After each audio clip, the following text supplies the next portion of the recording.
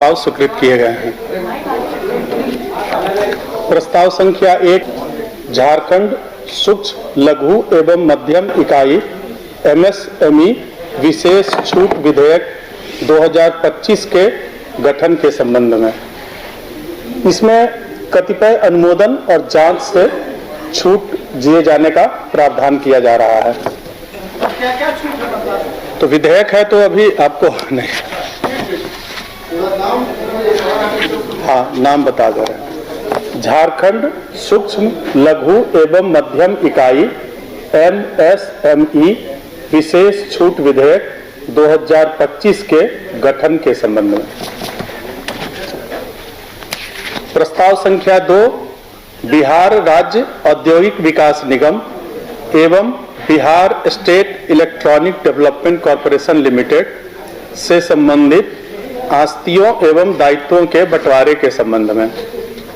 माननीय न्यायालय के आदेश से कर्मचारियों का बकाया भुगतान के लिए आदेश किया गया था। इसमें अभी 12,74,28,095 रुपया उनके भुगतान के लिए दिया जा रहा है। जी 12,74,28,095। कौन सा कंपनी का सर? नहीं, ये है BSEDCL Bihar state electronic development corporation limited और बिहार राज्य औद्योगिक विकास निगम BSIDC।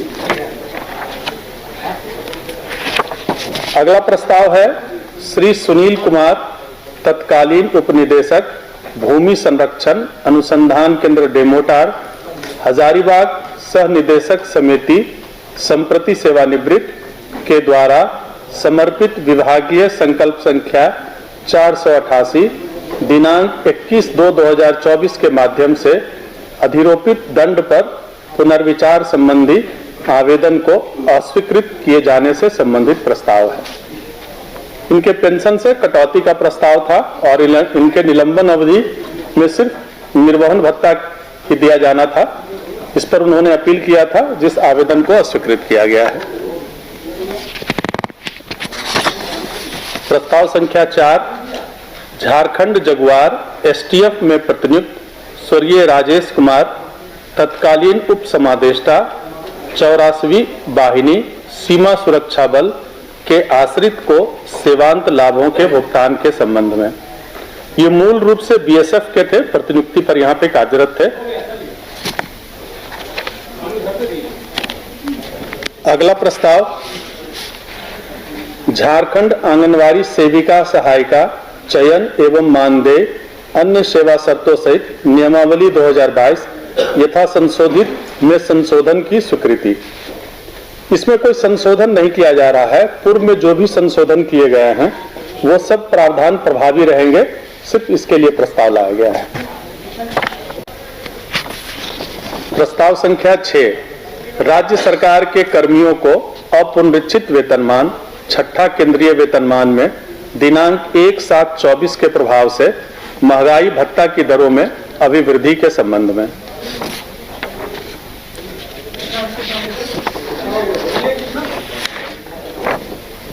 इसमें 239% पहले था, वो बढ़ा के 246% हो गया है। अगला प्रस्ताव राज्य सरकार के पेंशनधारियों पारिवारिक पेंशनधारियों को अपुनरीक्षित वेतनमान छठा केंद्रीय वेतनमान में दिनांक 1/7/24 के प्रभाव से महंगाई राहत की दरों में अभिवृद्धि के संबंध में। इसमें 239% जो था उसको 246 जी। अगला प्रस्ताव राज्य सरकार के कर्मियों को अपुनरीक्षित वेतनमान पंचम वेतनमान में दिनांक 1/7/24 के प्रभाव से महंगाई भत्ता की दरों में अभिवृद्धि के संबंध में। इसमें हाँ कई कर्मी पंचम वेतनमान में भी हैं, उनके लिए प्रस्ताव लाया गया है। ये 443% था, जिसको बढ़ा के 455% किया गया है।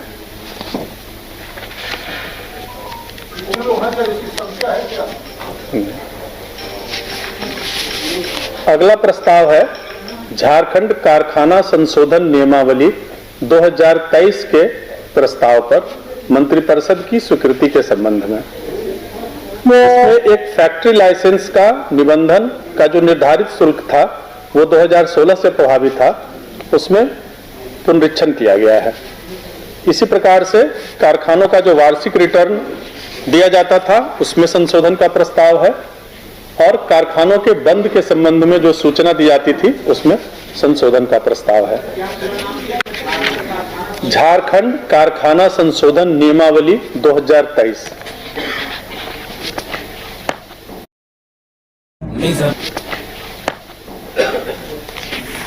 अगला प्रस्ताव है श्रम नियोजन एवं प्रशिक्षण विभाग से राज्य के चयनित सरकारी औद्योगिक प्रशिक्षण संस्थानों में बाजार मांगों के अनुसार नवीनतम तकनीकी जानकारी, ऑटोमोबाइल निर्माण व्यवसाय, ऑटोमोबाइल मैन्युफैक्चरिंग ट्रेड्स में प्रदान करने हेतु झारखंड वित्त नियमावली के नियम 235 को नियम 245 के तहत शिथिल करते हुए मनोनयन के आधार पर मारुति सुजुकी इंडिया लिमिटेड नई दिल्ली के सहयोग से CSR के तहत मेमोरेंडम ऑफ अंडरस्टैंड हस्ताक्षर करने के लिए मंत्रिपरिषद की स्वीकृति प्रदान की जा रही है।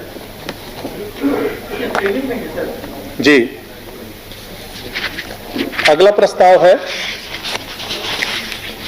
ईज ऑफ डूइंग बिजनेस के तहत औद्योगिक नीति एवं संवर्धन विभाग, वाणिज्य एवं उद्योग मंत्रालय, भारत सरकार द्वारा तैयार किए गए बिजनेस रिफॉर्म्स एक्शन प्लान के अनुपालन हेतु कारखाना अधिनियम 1948 के केंद्रीय अधिनियम संख्या 23 में संशोधन हेतु कारखाना संशोधन विधेयक 2024 की स्वीकृति के संबंध में। इसमें मूल प्रावधान है कारखाना प्रतिष्ठानों में महिला कामगारों को उनकी सहमति से संध्या 7 बजे से प्रातः 6 बजे तक की अवधि में भी काम करने की अनुमति प्रदान किया जाना। संध्या 7 बजे से प्रातः 6 बजे की अवधि में उनकी सहमति से। अगला 12वां प्रस्ताव है WPS नंबर 36002021 प्रेम कुमार सिंह एवं अन्य में माननीय झारखंड उच्च न्यायालय रांची द्वारा पारित न्यायादेश संख्या 20/9/2022 एवं इससे उद्भूत अवमानना संख्या 147/2023 में पारित आदेश के अनुपालन हेतु वादीगण की सेवा नियमितीकरण के संबंध में। इसमें कुल 7 लोग हैं जो पेयजल स्वच्छता विभाग से संबंधित थे, इनकी सेवा नियमित की गई है। धन्यवाद।